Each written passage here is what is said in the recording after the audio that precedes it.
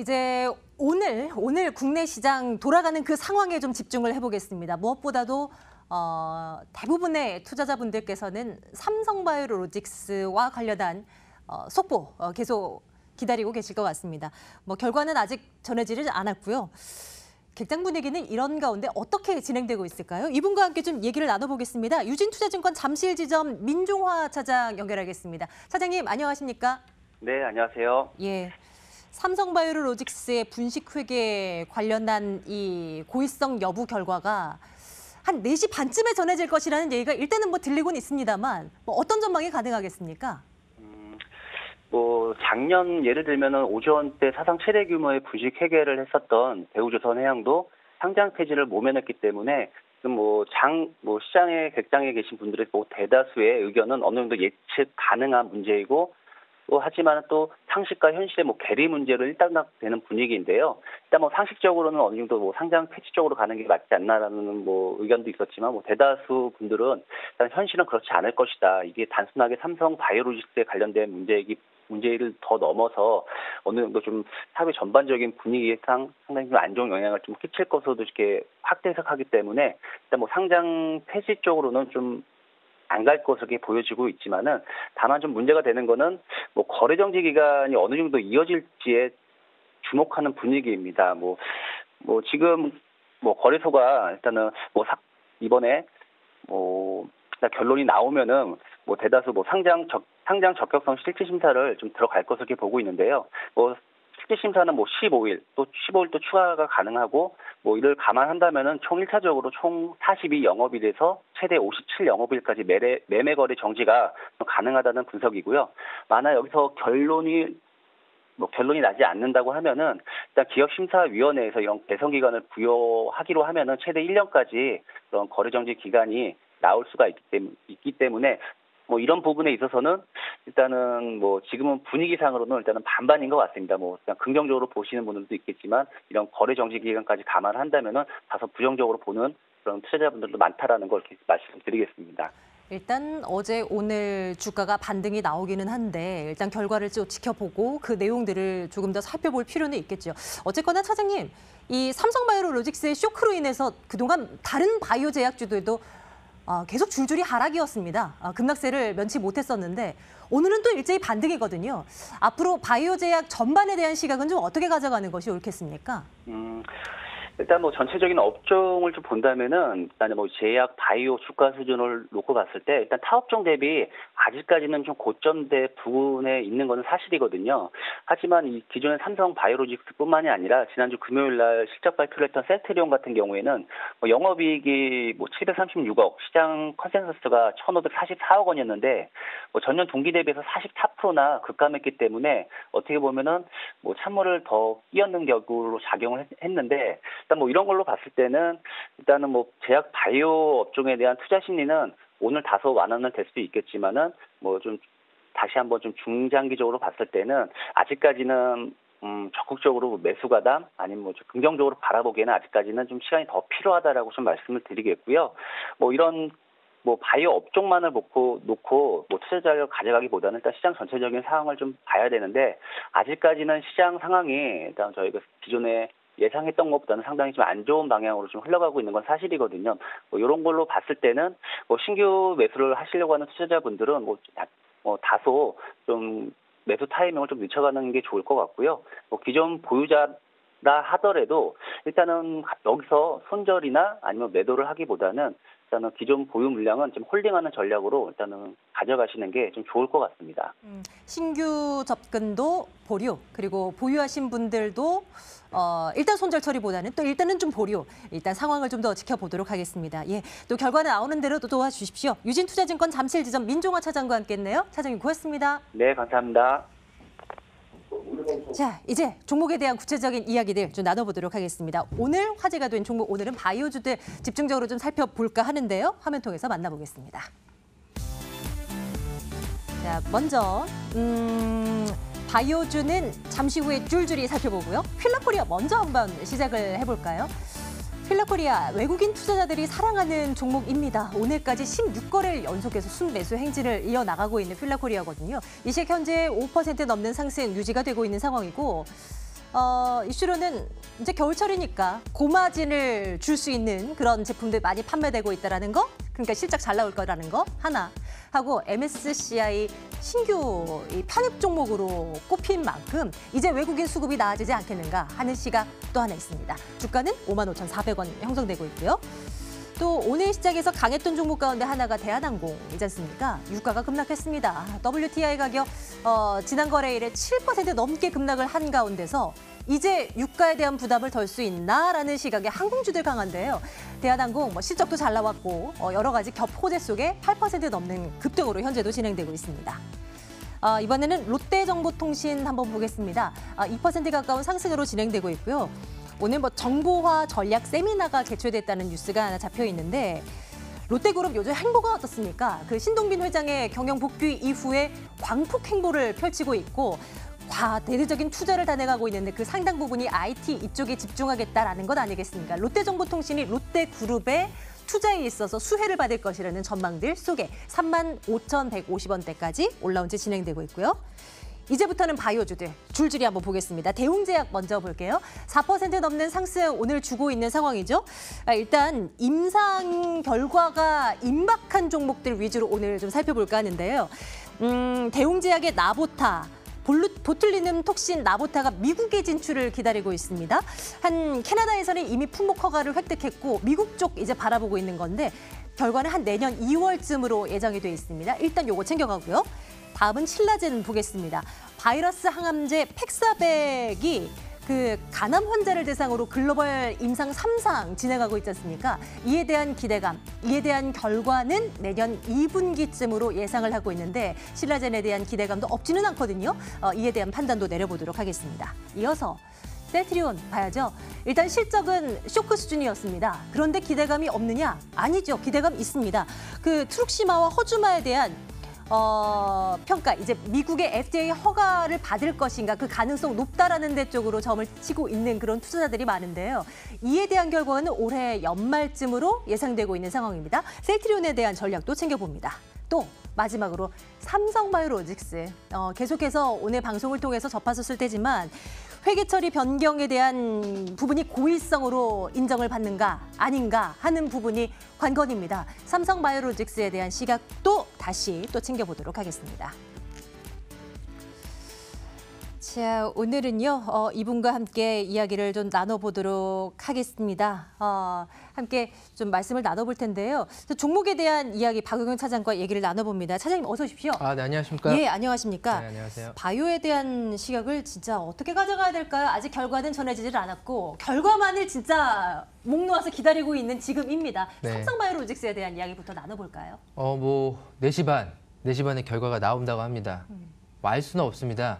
거래가 정지가 될지 네. 다시 내일 급등을 할지는 결과 자체는 좀 알 수는 없지만 분식 회계로 인정이 되면은 최장 1년까지 거래가 정지가 될 수가 있고요. 그 이후에 상패 가능성에 대해서는 조금은 시장에서 아무래도 시총 자체가 20조가 넘는 큰 종목이다 보니까 설마 상패 가능성이 있겠느냐라는 게 오히려 초점에 좀 맞춰질 수 있을 것 같아서 상패 가능성은 좀 없을 걸로 좀 보이고 있어가지고 거래 정지 혹은 이슈 이제 소멸로 저희가 봐야 되는데 그러면 내일장이 만약에 이제 삼성바이오로직스가 결과가 나와서 움직인다면 사실 이제 앞에서 지속적으로 이런 이슈는 너무 오랫동안 좀 지속이 되지 않았습니까? 그래서 이런 이슈들로 해서 거래가 제대로 이제 재개가 되고 향후에도 이런 분식회 가능성도 더 이상의 이제 그런 내용들로 혐의에 대해서 완전히 좀 만약에 벗어난다면은 저는 향후에 이거를 좀 어떻게 더 가져가야 될 것인가, 이 종목에 대해서 어떻게 저희가 좀 판단을 하고서 주식을 좀 매매할 것인가에 좀 초점을 좀 맞출 필요가 있겠다라고 좀 볼 수가 있을 것 같습니다. 그래서 기존의 그 사업에 대한 그런 성장성이라든가 삼성바이오로직스의 그런 CMO 사업, 그다음에 에피스에 대한 바이오 시밀러에 대한 글로벌 환경들에 대해서 앞으로는 저희가 더 초점을 맞추고 종목을 조금은 더 분석할 필요가 있겠다라고 좀 보고 있습니다. 예, 다시 한번 말씀드리지만 삼성바이오로직스 회계 처리 적절성에 대한 증선위의 그 결과는 잠시 뒤 오후 4시 반에 그 결과가 전해질 것으로 일단은 예측이 되고 있습니다. 오늘 오전 9시부터 증선위에서 그에 대한 이제 논의를 시작을 했는데 이 결과가 빨리빨리 안 나옵니다. 그 4시 반쯤 되면 나올 것으로 일단은 예상을 하고 있고요.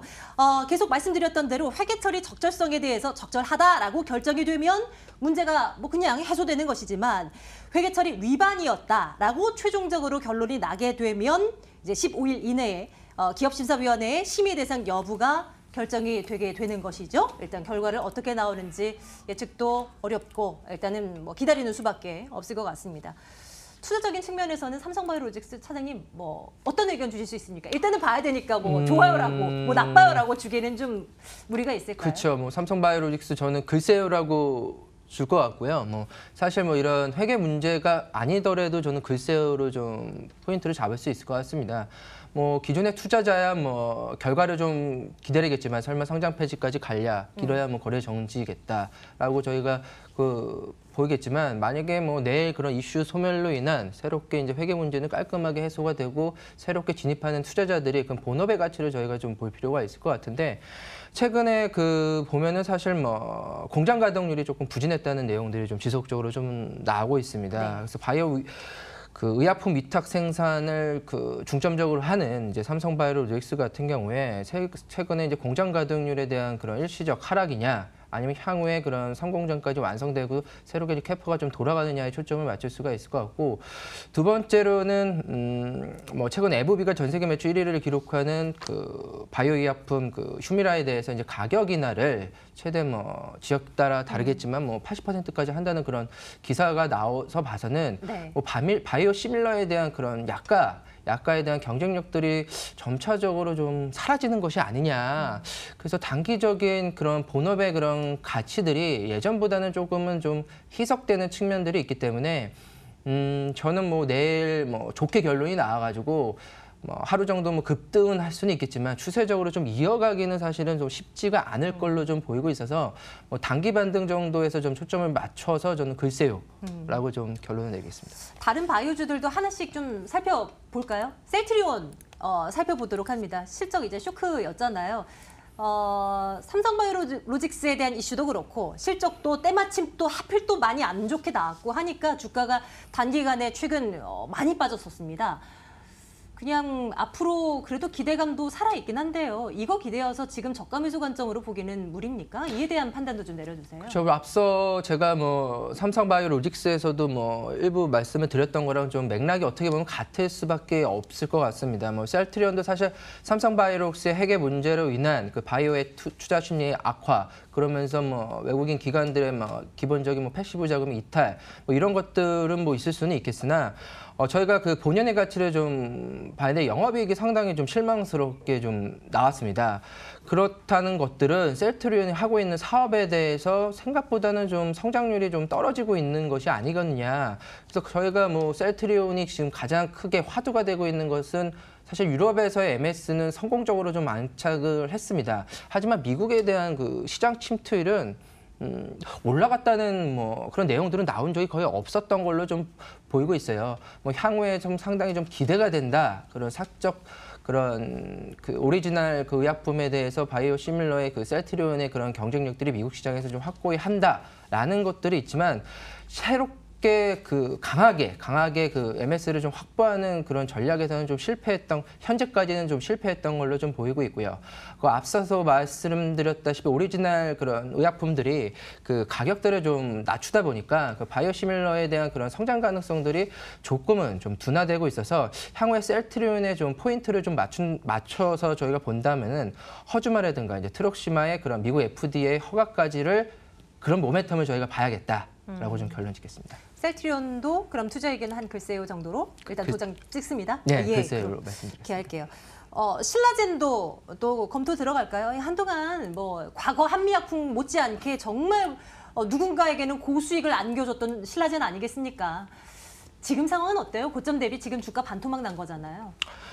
사실 바이오시밀러와 다르게 이제 신약 회사들, 뭐 항암 신약 회사들에 대한 가치에 대한 향후 전망성은 좀 상당히 좋은 것 같습니다. 뭐 신라젠 그 항암 바이러스 개발의 이제 선두주자라고 할 수가 있겠죠. 이제 보통 그 팩사백 병영 투여에 대한 그 임상 효과를 저희가 좀 기다리고 있는데 내년도에 그 결과가 어느 정도 일단락 좀 나올 걸로 좀 보이고 있고요. 아무래도 그 주로 이제 간암에 대한 그런 임상 효과를 좀 기대를 하고 있고 중국 시장에 대해서 중국 시장이 간암 시장이 좀 상당히 좀 크다고 합니다. 그래서 신라젠의 역할들이 중국뿐만 아니라 뭐 미국 글로벌적으로도 좀 어느 정도의 그 학회에서의 그 연구 성과들이 좀 도출이 되고는 있으나 아직까지 뚜렷하게 뭐 이런 내용들이 사실 예전부터 좀 나왔던 내용들이거든요. 그러다 보니까 뭐 새롭게 뭐 임상을 어느 정도 진척이 되거나 뭐 기술 이전에 대한 뭐 그런 내용들이 나오기가 않았기 때문에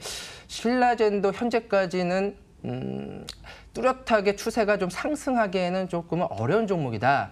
뭐 삼성바이오로직스에 의한 그 이슈가 해결된다면 단기적으로 큰 폭의 상승은 있겠으나 네. 그 이후에는 그닥 좀 재미가 없는 종목이 될 수가 있겠다라고 좀 말씀드리겠습니다. 조금은 다 보수적인 시각을 좀 내비치고 계신데요. 이 종목은 어떻습니까? 대웅제약 살펴볼까 하는데요.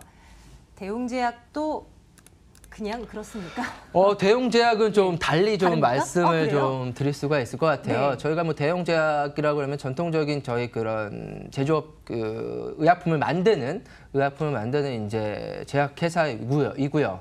그 자회사라는 이제 한올 바이오 파마에 대한 그런 가치들을 저희가 좀 대두가 될 수가 있고 이제 가장 좀 기대가 되는 게 그 나버타에 대한 그 미국 내년 2월 달에 FDA 그 선정 과정을 좀 기다리고 있는데 이미 네. 뭐 공장들 증설도 더 완료가 되어 있고 어느 정도 그런 FDA에 대한 승인이 좀 시장에서는 좀 예측이 되는 걸로 좀 판단이 되고 있어요. 그래서 그런 점들을 좀 봤을 경우에는 대웅제약은 뭐 충분히 추세가 앞으로도 좀 살아있는 종목이고 최근 들어서 기관들이 좀 순매수가 좀 들어오는 측면에도 이런 관점에서 좀 투자하는 것이 아니겠느냐라고 좀 말씀을 드리겠습니다. 그러면 이 종목에 대해서는 의견 좋아요 찍으면서 지금도 신규 매수 가능하다고 당연히 보시는 건가요? 그렇죠. 최근에 좀 대웅제약 같은 경우는 다른 바이오 업체들하고 다르게 좀 상승하는 모습입니다. 그래서 네. 일시적인 뭐 조정은 있겠으나 뭐 지분 가격대에서 뭐 조정 시마다 매수하는 전략으로 좀 접근하는 게 바람직하다고 말씀드리겠습니다. 네, 이 바이오주들은 투자자들의 심리, 그 업황에 대한 투자 심리가 굉장히 중요하긴 합니다만 이 종목별로의 이슈나 이 펀더멘털 가치 이런 것들도 잘 봐야죠. 대웅제약에 대해서는 긍정적인 뷰 주셔서 이건 뭐 여지 없네요. 내일장 탑픽으로 이 종목 끌고 가봐야 되겠습니다. 계속해서 살펴볼 거고요. 이제 장 마감을 살펴봐야 되는데 결국은 장 마감 전에 삼성바이오로직스의 이 분식회계 그에 대한 증선이 결과는 저희가 듣지는 못합니다. 앞서서도 계속 말씀드렸듯이 오후 4시 반에 그 결과는 저희가 듣지 않을까 이런 예상을 해보면서 속보 전해지는 대로 저희 MTN에서 계속 말씀을 드려보도록 하겠습니다. 자, 3시 28분 향해 가고 있는 이 시각 장 마감 어떻게 될지 안신혜 앵커와 함께 살펴보시죠.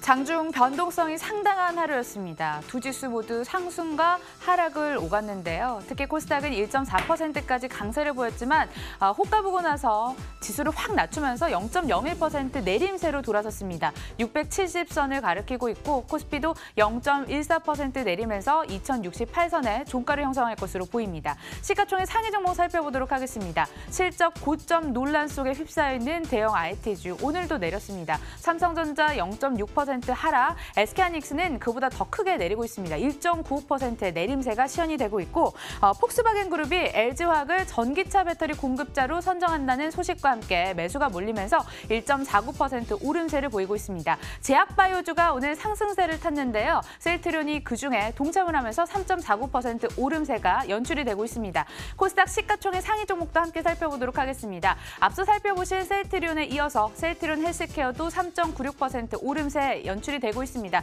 또 신라젠도 오르고 있고 HLB 이런 바이오 종목들이 일제히 빨간불을 켜고 있지만요. 비바이오 종목은 일제히 또 파란불이 켜져 있습니다. 포스코캠텍은 MSCI 반기 리뷰에 편입됐다는 소식에도 불구하고 5.12% 낙폭을 키우고 있고 CJ ENM도 2.64%까지 하락하면서 20만 6,200원 선에 장을 마칠 것으로 전망됩니다. 호가 분위기 살펴보셨습니다.